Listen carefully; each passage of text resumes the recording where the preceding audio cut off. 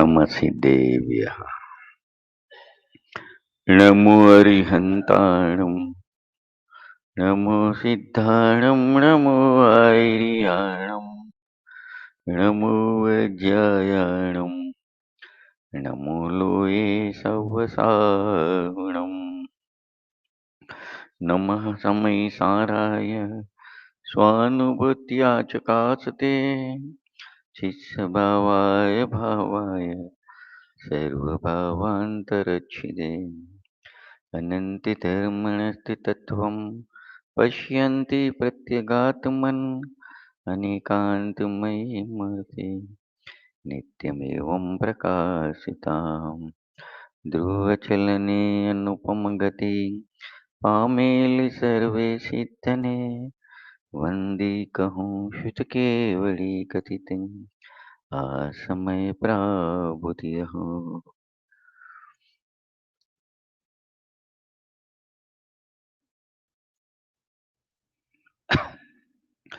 ભરત ક્ષેત્રના ભગવાન શ્રી કુંકુન આચાર્ય દેવ રચિત ગ્રંથાધિરાજ સમયસાર ઉપર સ્વાધ્યાય ચાલે છે.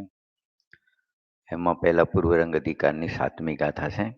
17 નંબરના પેજ ઉપર પાઠ કરીશું. વ્યવહારિણો વધિષ્યતિ નાણી શિચરિત દર્શનમ નાણમ નવીનાણમ ન ચરિતમ ન દર્શનમ જાણગો શુદ્ધ ચારિત્ર દર્શન જ્ઞાન પણ વ્યવહાર કથને જ્ઞાનની ચારિત્ર નહીં દર્શન નહીં નહીં જ્ઞાન જ્ઞાયક શુદ્ધ છે. ટીકા ચાલે છે. પહેલી 1.5 લાઈન થઈ છે. આ જ્ઞાયક આત્માને બંધ પર્યાયના નિમિત્તથી અશુદ્ધપણું તો દૂર રહો, પણ એને એટલે આત્માને દર્શન જ્ઞાન ચારિત્ર પણ વિદ્યમાન નથી. વિદ્યમાન નથી, હોવાપણું નથી એમ કહી દીધું. એની ચર્ચા થઈ છે. આગળ વધીએ છે. કારણ કે અનંત ધર્મો વાળા એક ધર્મીમાં આ પોઈન્ટ ચાલી રહ્યો છે. એની ચર્ચા કાલે આપણે કરી હતી. અનંત ધર્મો વાળો એક ધર્મી, વસ્તુ એક જ બતાવી છે. એમાં ભેદથી અનંત ધર્મો પણ બતાયા અને અભેદથી એક ધર્મીપણું પણ બતાવ્યું. મતલબ એક જ વસ્તુને અનંત ધર્મો વાળો કીધો તો કોઈ આત્મા અનંત થઈ ગયા એમ નથી. આત્મા એક જ છે. અને એક ધર્મી કીધું તો એમાં એવા કોઈ ધર્મો નથી એમ પણ નહીં. તો ધર્મો છે ઉપર તો લખ્યું વિદ્યમાન નથી ને, 3 નામ આપ્યા. ચારિત્ર દર્શન જ્ઞાન વિદ્યમાન નથી ને, ખ્યાલ આવ્યો ને? તો કે એના ભેદનો નિષેધ છે, ભેદ દ્રષ્ટિનો નિષેધ છે. દર્શન જ્ઞાન ચારિત્રની સત્તાનો નિષેધ નથી. તમે સમજ્યા ને? તો અનંત ધર્મો વાળા એક ધર્મીને સમજાવો છે, એની ચર્ચા ચાલી છે. તો એ આપણે એને આગળ વધીશું, હે ને? થોડું એને જોઈ લઈશું. શું કહે છે કે દ્રષ્ટિનો વિષય અભેદ કેવો છે? દ્રષ્ટિનો વિષય અભેદ. એક ધર્મી કહો કે આત્મા કહો, હે ને? દ્રષ્ટિના વિષય એ કેવો છે? તો કે આ પરદ્રવ્ય તો એનામાં નથી. એક વાત, પરદ્રવ્યના નિમિત્તે જે શુભ ભાવ થાય એ પણ એનામાં નથી. પોતાની પર્યાયમાં કર્મના નિમિત્તે થતા ઔદૈિક, ઔક્ષમિક, ક્ષાયોક્ષમિક, ક્ષાયિક ભાવ પણ નથી. ચોથી વાત, ગુણ ભેદ પણ નથી દ્રષ્ટિના વિષયમાં. બીજી એક વાત આપણે જોઈ હતી 252 નંબરના કલશ ઉપરથી, હે ને? કે વસ્તુના સ્વચતુષ્ટય છે. વસ્તુ દ્રવ્ય પર્યાય રૂપ છે. તો દ્રવ્યના પણ ચતુષ્ટય એટલે 4, પોતાના 4. દ્રવ્યના પણ પોતાના 4 અંશો છે. દ્રવ્ય ક્ષેત્ર કાળ ભાવ, અને પર્યાયના પણ પોતાના 4 અંશો છે. દ્રવ્ય ક્ષેત્ર કાળ ભાવ. હવે આ આ બાજુ દ્રષ્ટિનો વિષય આવશે, દ્રવ્યના ચાર અંશો બાજુ, આ બાજુ તો આવશે જ નહીં. એટલે એ તો પેલા એને હમણાં 12 ગૌણ. હવે આ પણ ચાર છે. દ્રવ્યથી સામાન્ય, ક્ષેત્રથી એક, કાળથી નિત્ય અને ભાવથી અભેદ. એવું જે એક છે એવા ચારનો પણ ભેદ નથી, એનાથી પણ અભેદ, એ દ્રષ્ટિનો વિષય છે. એટલે અહીંયા શું કહે છે કે અનંત ધર્માત્મક, એટલે આ બધા ધર્મો છે, સામાન્ય, એક, નિત્ય અને અભેદ, એ ધર્મો છે. તો એવા અનેક થાય ને, અનંત કહો એટલે અનેક, એક કરતા વધારે. તો અનેક ધર્મો, અનેકાંત પણ કહેવાય, ખ્યાલ આવે ને, અને અનંત પણ કહેવાય. અનેકાંત અનંત ધર્મ, એમ અનંત ધર્માત્મક અનેકાંત પણ કહેવાય, ખ્યાલ આવે ને. તો એ છે પણ એવો એક છે. કેવો છે?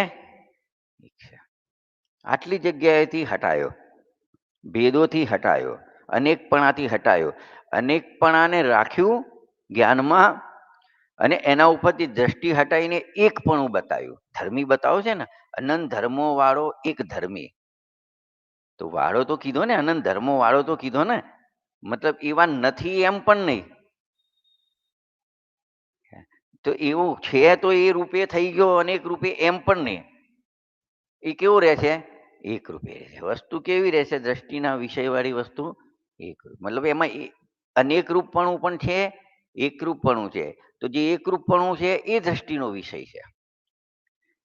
જ્ઞાન બંનેનું થાય છે. અનેકરૂપપણાનું જ્ઞાન કરી ત્યાંથી લક્ષ દ્રષ્ટિ હટાવવામાં આવે છે, અને એકરૂપપણાનું જ્ઞાન કરી એને ઉપાધિ કરવામાં આવે છે, એનો આશ્રય લેવામાં આવે છે, એનું ઉલ્લંઘન લેવામાં આવે છે, એની એકાગ્રતા કરવામાં આવે છે, અને એવી પ્રતીતિ કરવામાં આવે છે આ મારું અસલી સ્વરૂપ છે. એમ કેમ કે બંને વસ્તુ સ્વરૂપ તો બંને છે, એક અનેક. પણ અહીંયા તો પ્રયોજન માટે તો પછી જ્યાંથી સિદ્ધ થાય, ખ્યાલ આવે ને. જેમ ખાવા જોઈએ તો નાનું બાબુ હોય તો એ કોની પાસે જશે? તો મમ્મી એની ને પપ્પા એના નથી. છે પણ બીજું કંઈક લાવવું હોય, ટોય જ લાવવા હોય તો કોને કહેશે? ને હવે તો બંને બંને કામ કરતા થઈ ગયા, એ અલગ વસ્તુ, થોડી સિસ્ટમો ચેન્જ થાય. એટલે ઉદાહરણ એક દેશ સમજવું, ખ્યાલ આવ્યું ને, સમજાયું ને. એમ પહેલાં તો લેડીઝ હાઉસવાઈફ, જેન્ટ્સ કમાવા જાય. એટલે કંઈક ઘરના કામ હોય તો લેડીઝ પાસે જ, એ નાનું બાળક પણ સમજે છે. બીજું કંઈ લાવું કરવું હોય તો પપ્પા પાસે, એમ ખ્યાલ આવે ને. એમ તો કેમ મમ્મી છે ને પપ્પા નથી એના, અને એના પપ્પા છે મમ્મી નથી? એના બંને છે ને, પણ પ્રયોજન જ્યાં હોય એની પાસે જાય ને. અહીંયા નિર્વિકલ્પતાનું પ્રયોજન, નિર્વિકલ્પતાનું, વિતરાગતાનું પ્રયોજન છે. ત્યાં જ્ઞાન થાય છે પણ ત્યાં વિકલ્પ ઊભો રહે છે, તો રાગ પણ થાય છે. અહીંયા અહીંયા એકાગ્રતા થાય છે તો વિકલ્પો શાંત થાય છે, એકમાં કોઈ વિકલ્પ રહેતા નથી. તો રાગ નથી તો વિતરાગ ભાવ થાય છે. હવે વિતરાગ ભાવ પ્રગટ કરવું, સમ્યક દર્શન પ્રગટ કરવું, એ પ્રયોજન છે. એમ ખ્યાલ આવે ને. એટલે જ્ઞાનમાં જરા બી ગરબડ નહીં, અને દ્રષ્ટિમાં પણ કોઈ ગરબડ, દ્રષ્ટિમાં એટલે ખ્યાલ આવે ને, આશ્રય અવલંબનમાં શરણ લેવામાં પણ કોઈ ગરબડ નહીં. બરાબર બંને વસ્તુ સ્પષ્ટપણે જ્ઞાન અને શ્રદ્ધાના કામ કેવા છે એ બરાબર સ્પષ્ટ કરાયા છે અહીંયા, ખ્યાલ આવે ને. એટલે આ બધા ખુલાસા આપણે કરવા પડે છે. તો પછી દ્રષ્ટિનો વિષય વાળું દ્રવ્ય કેવું છે? તો ન દ્રવ્યમ ખંડ્યામી, ન ક્ષેત્રમ ખંડ્યામી, ન કાલમ ખંડ્યામી, ન ભાવમ ખંડ્યામી. એવું એક અખંડ દ્રવ્ય છે.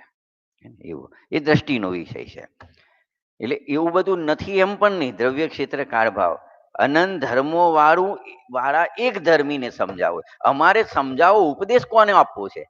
હવે મુખ્યપણે પેલો તો છે, ઘણો ઉપદેશ છે. કારણ કે પેલા એ નહીં સમજાય ભેદો, તો અભેદ પણ નહીં સમજાય. તો અભેદને સમજાવવા ભેદો તો પાડ્યા, સમજાયા, પણ અમારે ભેદો પાડીને ભેદો નથી સમજાવવા. એનો તો થોડો પરિચય છે તને, પણ અમારે ભેદો કહીને પણ અભેદને સમજાવો છે, કિરીટભાઈ. એનો ઉપદેશ પ્રધાન છે આ ગ્રંથમાં. આવો શબ્દો છે તો 11મી ગાથામાં જોવા મળશે ભાવાર્થમાં, કે શુદ્ધ નહીંનો ઉપદેશ પ્રધાન છે, એનું ફળ વિતરાગતા જાણીને. એમ શુદ્ધ નહીંનો ઉપદેશ અહીંયા પ્રધાન છે. બાકી વ્યવહારનો ઉપદેશ તો ઠેર ઠેર મળે, પરસ્પર બી એની ચર્ચા પણ થાય. ખ્યાલ આવ્યો ને? શું કહે છે આગળ? પછી શું કેવું છે? એટલે અહીંયા આટલે સુધી આપણે ક્લિયર કર્યું કે જે દ્રષ્ટિનો વિષયવાળો આત્મા બતાવો છે, અભેદ આત્મા, જે અભેદ ધર્મી બતાવો છે, એ અનંત ધર્મો વાળો છે. અને અનંત ધર્મો વાળો છે તો એ એક છે એમ કહીને આ બધાનો નિષેધ કરતા ગયા. પહેલા અહીંયા નિષેધ કર્યો, પછી આ સ્ટેપનો, પછી આ સ્ટેપ, પછી આ સ્ટેપ, પછી અનંત ધર્મો, અનેક ધર્મો વાળો કીધો, પણ એનો પણ શું કર્યો?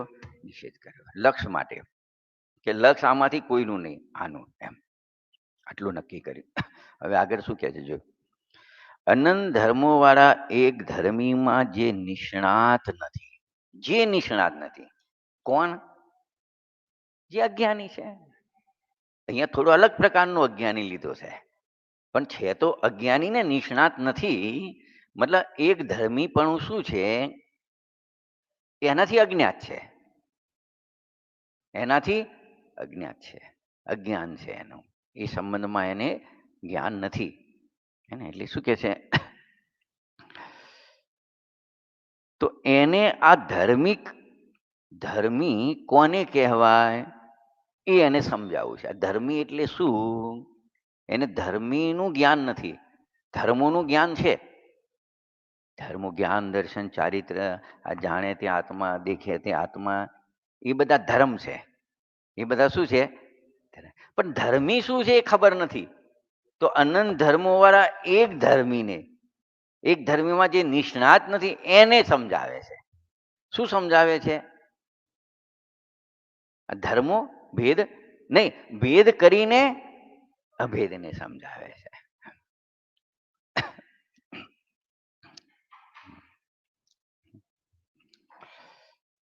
એટલે આમાં એટલું યાદ રાખવાનું, આ લાઈન આવે એટલે કે ભેદ કરીને ભેદને નહીં, અભેદને સમજાવે છે.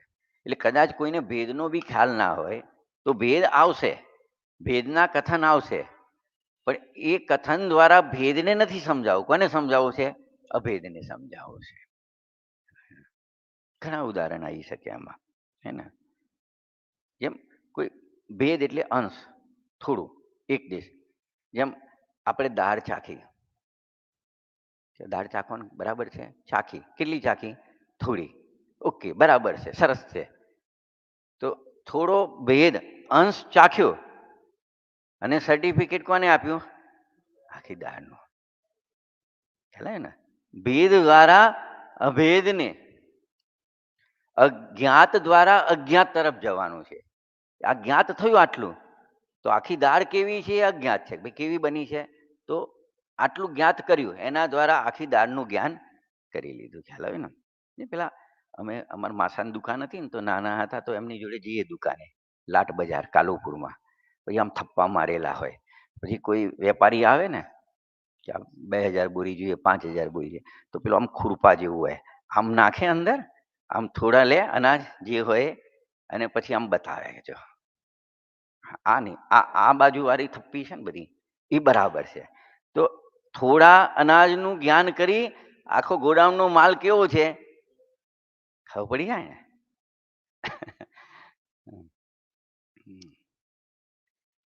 સમજો કોઈ છોકરાને જોવા ગયા તો ઘણી ખૂબી હોય છોકરામાં, પણ બે ત્રણ ખૂબી કે ભાઈ ભણ્યો કેટલું છે, એના આગળના એમ શું છે, લૌકિક વાત છે. ખ્યાલ આવે ને? કે ખ્યાલ આવે ને? આમ બે ત્રણ વસ્તુ પૂછી, થોડું દેખાવમાં કેવું છે, અને પછી એના ઉપરથી આખું એનું વ્યક્તિત્વ, એનું કરતૂત, જે કંઈ બી હોય એ બધું એનું માપ નીકળી જાય કે ના નીકળી જાય? અરે લારી આવે ને પેલી તરબૂચ વાળાની, એ પણ આમ એક આમ કટિંગ કરીને અંદર પીસ બંધ કરી દે, આમ કાઢીને બંધ કરી દે. પછી આ તરબૂચ કેવું છે? મીઠું છે કે જો આ બધા એક જ જાતના છે? જો આમ કરીને પાછો પેલો ટુકડો કરેલો અંદર નાખેલો બહાર કાઢે, પછી આમ થોડું ચખાડે.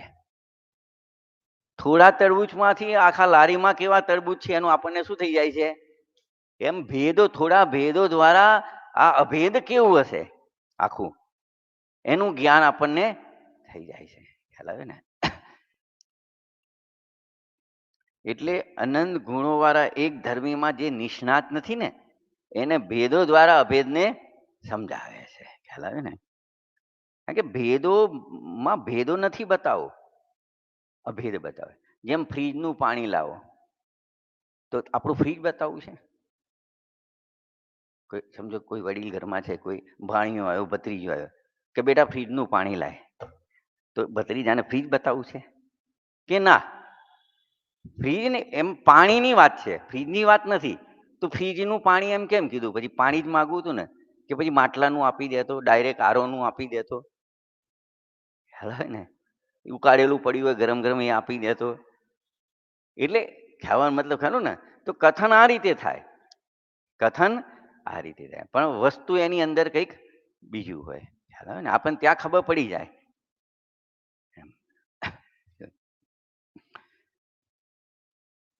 શ્રીમદજી કે છે પ્રેરે જે પરમાર્થને તે વ્યવહાર સંબંધ. એટલે સદાય જે પરમાર્થને પ્રેરે એ વ્યવહાર સંમત છે. એટલે વ્યવહાર હંમેશા હંમેશા વ્યવહાર પરમાર્થને પ્રેરે છે, એ વ્યવહાર સંમત છે. કારણ કે એનું કામ જ એ છે. એટલે તો 8મી ગાથા તમે હમણાં બોલ્યા ને, ભાષા અને વિના કે વ્યવહારને નિશ્ચયનો પ્રતિપાદક કીધું. મતલબ પ્રતિપાદક એટલે બતાવનાર, વ્યવહાર નિશ્ચયને બતાવનારો છે. ખ્યાલ આવે ને? એટલે ભેદ અભેદને બતાવનારો છે. અહીંયા શું લેવું છે? ભેદ કોને બતાવે છે? અભેદને બતાવે છે. એવા નિકટવર્તી શિષ્યને, જે નિષ્ણાત નથી, અનંત ધર્મો વાળા એક ધર્મીમાં જે નિષ્ણાત નથી, એટલી વાત થઈ એક એક શબ્દનો અર્થ. એવા નિકટવર્તી શિષ્યને, નિકટવર્તી એટલે નજીક, નિકટવર્તી, નિકટ વર્તનારા, નિકટ પાસમાં રહેનારા, વર્તનારા, નિકટવર્તી જે હંમેશા સાથે ને સાથે હોય. જેમ બે મિત્રો હોય ને, ભાઈ એ હંમેશા સાથે ને સાથે. જેમ પડોશી હોય બે, તો ભાઈ એ ગમે તે પડોશી છે ને, પણ ગમે ત્યાં જવું હોય તો સાથે ને સાથે. ખ્યાલ છે? નિકટવર્તી હે ને? અંતેવાસી જનસ્ય એવો શબ્દ છે ટીકામાં. અંતેવાસી જનસ્ય, અંતેવાસી એટલે એકદમ ક્લોઝ, એની નજીક. અંતેવાસી. ગુરુદેવશ્રી બે અર્થ કર્યા છે. એક જે ક્ષેત્રથી નજીક છે. કેવી રીતે? ક્ષેત્ર જેમ આપણા સગા હોય પણ પરદેશમાં રહેતા હોય, તે ક્ષેત્રથી નજીક ના કહેવાય, દૂર કહેવાય. પણ પડોશી હોય, ભલે બીજો કોઈ સંબંધ ના હોય, પડોશી સિવાય બીજો કોઈ સંબંધ, મામા માસી કાકા ફુવાનો કોઈ સંબંધ નથી, પણ એ ક્ષેત્રથી કેવો છે? નજીક છે. અને એક ભાવથી નજીક હોય, એને અંતેવાસી જનસ્ય કહેવાય. ખ્યાલ? નિકટવર્તી કહેવાય. ભાવથી નજીક એટલે ખ્યાલ આવે ને? કે જેને સંસાર કિનારો નજીક આવી ગયું છે.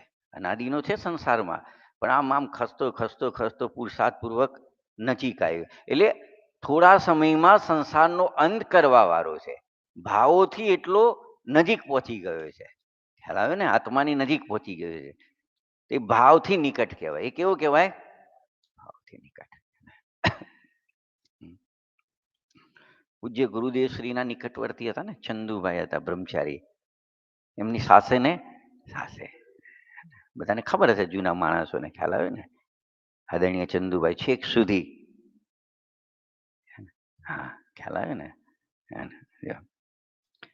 આગળ ધર્મીને ઓળખાવનારા કેટલાક ધર્મો વડે ઉપદેશ કરતા. કોને ઓળખાવનારા? ધર્મીને ઓળખાવનારા કેટલાક ધર્મો. એટલે બધા તો કેટલાક, એટલા માટે કેટલાક લખ્યા. હે ને? બધા તો નહીં કહી શકાય ને, મતલબ એનો તો કોઈ અંત નથી.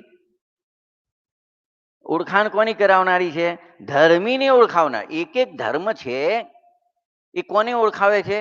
ધર્મીને ઓળખાવે. ધર્મીને ઓળખાવનારા કેટલાક ધર્મો વડે ઉપદેશ કરતા આચાર્ય ભગવાન, હે ને? આચાર્ય ભગવાન ઉપદેશ કરે છે. મતલબ એટલું ધર્મો દ્વારા ધર્મીની ઓળખાણ થાય. કેમ? ધર્મ એમાં રહેલી ધારી રાખેલી યોગ્યતા, વસ્તુએ ધારી રાખેલી યોગ્યતાને ધર્મ કહેવાય. જેમ મરચાની ઓળખાણ કેવી રીતે કરશો? ખાલી લીલું છે ને અમુક શેપ જોઈને મરચું કહી શકશો? તો અત્યારે તો માવામાંથી એવા મરચા બને ને કલર બી એવા મળે કે તમને બિલકુલ એવા જ લાગે. કરી શકશો? કેવી રીતે ખબર પડશે કે આ પણ ખાશો? આપણને ખબર નથી રિયલ શું છે. રિયલ જેવું જ દેખાય, આર્ટિફિશિયલ બનાવેલું. આ છે ખબર નથી, પણ બંનેને જીભ ઉપર મૂકો તો એના મરચામાં અમને ખબર છે કે એક ધર્મ રહેલો છે તીખાસ નામનો. તો તીખાસ નામના ધર્મથી ધર્મી એવો, ધર્મથી ધર્મીની ઓળખાણ થાય. ખ્યાલ આવે ને? ધર્મથી ધર્મીની ઓળખાણ થાય. ગુણ વડે ગુણીની ઓળખાણ થાય, ધર્મ વડે ધર્મીની ઓળખાણ થાય છે ને. જો કે ધર્મ અને ધર્મીનો સ્વભાવથી અભેદ છે.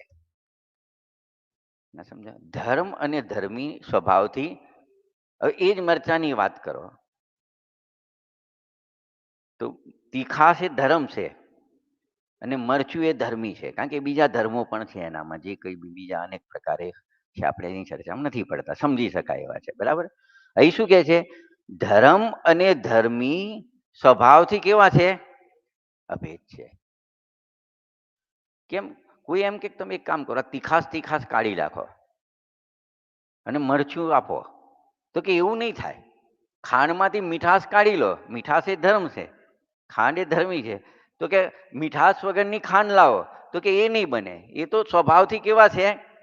અભેદ છે. અહીં એવા ધર્મો લીધા છે કે સ્વભાવથી કેવા છે? અભેદ છે. જો કે ધર્મ અને ધર્મીનો સ્વભાવથી અભેદ છે. જેમ મોબાઈલ હોય ને આપણી પાસે, સમજો કે આ સ્ટીક છે આપણી પાસે, તે મોબાઈલ તો નથી. તો આ વ્હાઈટ છે, આ લંબચોરસ છે. તો આમ ઘણી બધી પટ્ટીઓ બધું પડી હોય તો ભાઈ આ વ્હાઈટ લંબચોરસ દેખાય છે, એ પટ્ટી લાવો. તો વ્હાઈટ લંબચોરસ એના ધર્મ છે, એનાથી ધર્મીની ઓળખાણ કરાય. જો કે એ ધર્મોથી ધર્મી અભેદ છે. આમાંથી લંબચોરસ કાઢી નાખો તો પછી પટ્ટી નહીં રહે, બીજું કંઈક બની જશે, સ્ક્રેપ બની જશે. શું બની જાય? વ્હાઈટ કાઢી નાખો તો આ તો એક વ્હાઈટ એ મય છે, આપણે આર્ટિફિશિયલ કર્યું હોય એ વસ્તુ અલગ છે. ખ્યાલ આવે ને? ઓરિજિનલ વસ્તુ કે દૂધમાંથી સફેદી કાઢી લો, એમ તમે સમજાય છે ને? તો કે એ નહીં નીકળે. સ્વભાવથી ધર્મ ધર્મી કેવા છે? અભેદ છે.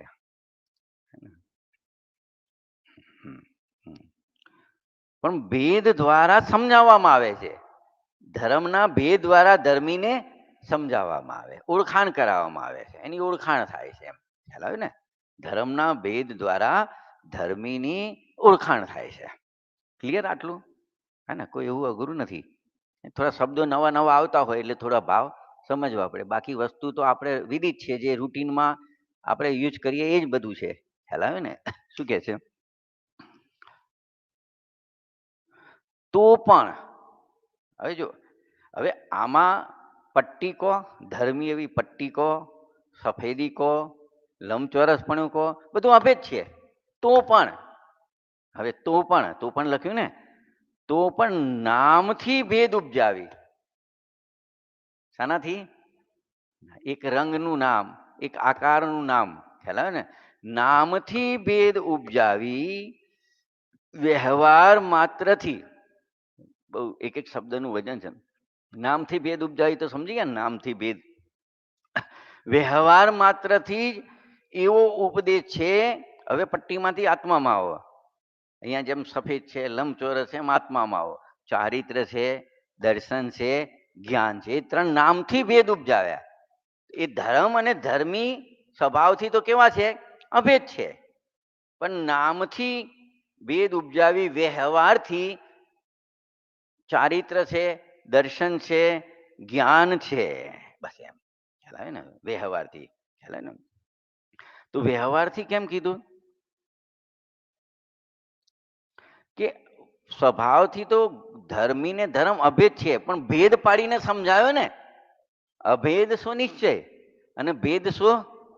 એમાં ભેદ પાડ્યો ને, નામથી ભેદ પાડ્યો માટે વ્યવહાર શબ્દ વાપર્યો. માટે કયો શબ્દ વાપર્યો? વ્યવહાર શબ્દ વાપર્યો. તો વસ્તુમાં ભેદ કરીને સમજાયું વ્યવહારથી, છતાં વસ્તુ કેવી રહે? વસ્તુમાં ભેદ સમજો, આનો મેં ભેદ પાડ્યો, સફેદી છે, લંબચોરસપણું છે, એ તો ભેદ પાડીને સમજાય, પણ વસ્તુ તો કેવી રહી? એમ આત્મામાં ભેદ પાડ્યા, ચારિત્ર છે, દર્શન છે, જ્ઞાન છે, એ તો ભેદ પાડીને ધર્મી એવા અભેદ આત્માને સમજાયો, પણ આત્મા તો કેવો રહ્યો? જેમ આમાં સમજાય છે ને, અને ભેદ પાડીને સમજો. સમજો આને ભેદ પાડો, મંદિરને, ભાઈ નીચે સ્વાધ્યાય હોલ, ઉપર દર્શનના મૂળ નાયક, એની ઉપર પંચતીર્થ, તો ભેદ પાડીને સમજાયું તો કોઈ અહીંયા ભેદ પડી ગયા? જેમ સિદ્ધાંત પ્રવેશિકામાં આકાશના બે ભેદ પાડ્યા, લોકાકાશ ને અલોકાકાશ. જે બીજા 5 દ્રવ્યો રહે આકાશની સાથે એટલું લોકાકાશ, અને બાકીનું બધું તો તે કોઈ ભેદ નહીં. વસ્તુ તો આકાશ તો એક અખંડ અભેદ છે, એમનું એમ જ રહે છે. ભેદ પાડીને માત્ર છે ને, ઇન્ડિયાના મેપમાં ભેદ પાડો કે આ ગુજરાત, આ પંજાબ, આ રાજસ્થાન, આ ફલાણું, એ તો ભેદ પાડીને સમજાયું, તે ક્યાં કઈ ટુકડા નથી પડી જતા.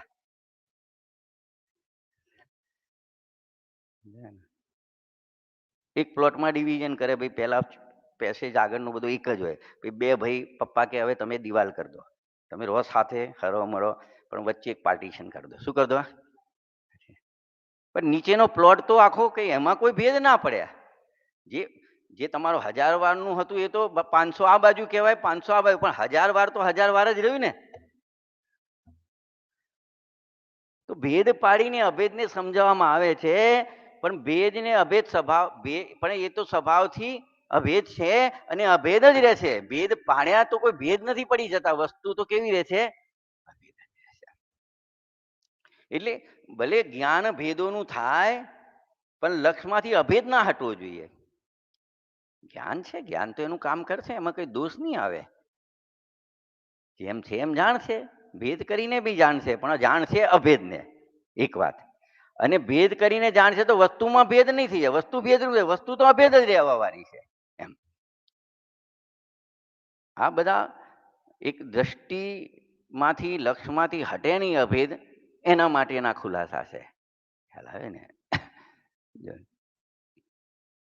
જયસેન સ્વામીએ લીધું છે, અગ્નિ છે ને, એને વિષય ભેદથી દાહક, પાચક, પ્રકાશક. આ વાત આપણે છઠ્ઠી ગાથામાં પણ લીધી હતી. દાહક, પાચક અને પ્રકાશક 3 ગુણ છે ને, ગુણભેદ. એમ 3 નામથી કહેવામાં આવે તો અગ્નિ કેટલી થઈ જાય? કે આટલો ભાગ તો એનો દાહક, આટલો વચ્ચેનો પાચક, અને આટલો.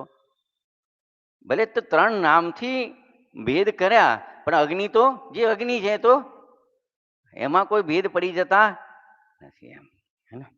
એમ આત્મા સ્વભાવથી તો અભેદ છે, સ્વભાવથી તો કેવો છે? અભેદ છે. અને ભેદ પાડીને માત્ર સમજાવવામાં આવે છે, છતાં પણ ભેદ પાડીને સમજાવ્યો, પણ આત્મા તો અભેદ રૂપે જ રહે છે, એમાં કોઈ ભેદ પડતા. વ્યવહાર માત્રથી એવો ઉપદેશ છે કે આટલે સુધી થયું, આવો ઉપદેશ છે. શું ઉપદેશ છે? કે જ્ઞાનીને દર્શન છે, જ્ઞાન છે, ચારિત્ર છે. અહીં સુધી આપણે ક્લિયર થયું. આગળ પરંતુ, હવે પરંતુ આવે એટલે સમજવું કે કંઈક હજુ આગળ બીજી વાત આવે છે. આવું છે તો આમ એમ. પરંતુ પરમાર્થથી જોવામાં આવે તો, પેલું વ્યવહાર લખ્યું હતું, અહીંયા શું લખ્યું?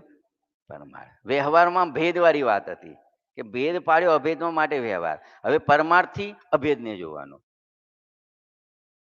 પરમાર્થથી જોવામાં આવે તો અનંત પર્યાયોને એક દ્રવ્ય પી ગયું હોવાથી, અનંત પર્યાયોને એક દ્રવ્ય પી ગયું હોવાથી, અનંત પર્યાયોને એક દ્રવ્ય પી ગયું હોવાથી. જેમ તમે ઉત્તરાયણ આવે ને, તો આગલા દિવસે બધા 8-10 શાક લાવો, પછી ઊંધિયું થઈ જાય ત્યારે શું થાય? એમ કહેશો આ ટીંડોળા છે, આ ફલાણું છે, આ કેળા છે, એમ કહેશો?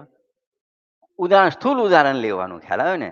પછી એક થઈ ગયું, એ બધાને પી ગયું, એ બધાને પી ગયું એટલે ખ્યાલ આવે ને કે પીવાની વાત નથી અહીંયા, પણ બધું આમ એક રસ. અને એમાં તો કશું થોડું થોડું દેખાય બી ખરા, થોડું જુદું જુદું આમ. તમે સમજો કે કોઈ વસ્તુ બનાવે, ઠંડાઈ બનાવી. શું બનાવી? ઠંડાઈ. વરિયાળી છે, ઇલાયચી છે, ખાંડ છે, એ બધું બનાવીને મિક્સીમાં આમ આમ સ્ટરીંગ બધું જે આવતું હોય ચનર બનર બધું કરી જે કરવાનું એ બધું કરી દીધું. હવે કેવું થઈ ગયું? બધી વસ્તુ કાઢી તારે ભેદરૂપ બધી અલગ અલગ. પછી ઠંડાઈ તૈયાર થઈ ગઈ તારે બધું. એને કહેવાય કે અનંત પર્યાયોને પીને બેઠું છે. સમજાય છે ને થોડું? એનું પેલા ભાવ ભાષણ હે ને, પછી એમાં પ્રશ્ન પાછો. પહેલા તો આટલું અનંત પર્યાયોને પીને બેઠું છે, એનો મતલબ શું એ થોડું સમજમાં આવે, ખ્યાલ આવે ને? જેમાં દિવાલ છે ને, એક દિવાલ એક થાંભલો પકડો તો એની અંદર સિમેન્ટ પણ છે, રેતી છે. અત્યારે ભલે કશું નથી દેખાતું પણ એની અંદર સિમેન્ટ છે, હા, રેતી છે, હા, ઈંટો છે, હા, તમે સમજ્યા ને? કોઈ કેમિકલ છે, હા. અનંત પર્યાયોને પીને બેઠું છે. સમજાય છે ને? શું કહે છે આગળ? તો અનંત પર્યાયોને એક દ્રવ્ય પીને બેઠું છે એમ કીધું અહીંયા. તો આપણને એવો પ્રશ્ન થવો જોઈએ કે જે દ્રવ્યની વાત ચાલે છે તો છઠ્ઠી ગાથામાં તો બધી પર્યાયોથી પાર જુદો કીધો. પ્રમત નથી, અપ્રમત કે એ તો છે જ નહીં. પર્યાયોને તો બકાત કરી. દ્રવ્યમાંથી શું કરી? દ્રવ્ય પર્યાયરૂપ વસ્તુ છે, પણ આ પર્યાય રહિત જે દ્રવ્ય છે એ દ્રષ્ટિનો વિષય છે. અને તમે અહીંયા દ્રષ્ટિનો જ વિષય બતાવો છો અને કહો છો અનંત પર્યાયોને પીને બેઠું છે. અને ત્યાં તો એ પર્યાયોથી રહિત બતાવ્યું છે. પ્રશ્ન સમજાય છે? શું કીધો પ્રશ્ન? હા હા, છઠ્ઠી ગાથામાં પ્રમાણનું દ્રવ્ય લીધું ને, એમાં તો દ્રવ્ય પર્યાય રૂપ આખી વસ્તુ બતાવી. એમાંથી દ્રષ્ટિ કાઢીને દ્રષ્ટિનો વિષય દ્રવ્ય તો પર્યાયથી રહિત. પ્રમાણનું દ્રવ્ય હોય તો પર્યાયથી સહિત. પ્રમાણના દ્રવ્યમાં એક પણ પર્યાય બાદ ના થાય અને દ્રષ્ટિના વિષયના દ્રવ્યમાં એક પણ પર્યાય સામેલ ના થાય. અને અહીંયા તો કે અનંત પર્યાયોને પીને બેઠું છે. હે?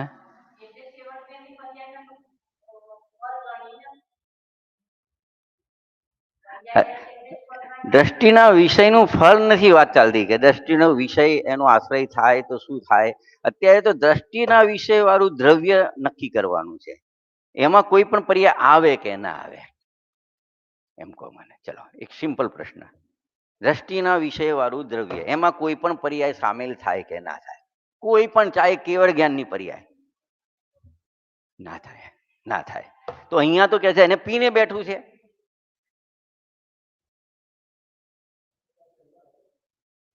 સમજો ને? તો જો આ ગાથામાં અહીંયા થોડી શબ્દોથી ચોખવટ કરવાની છે. તો જો શું કે છે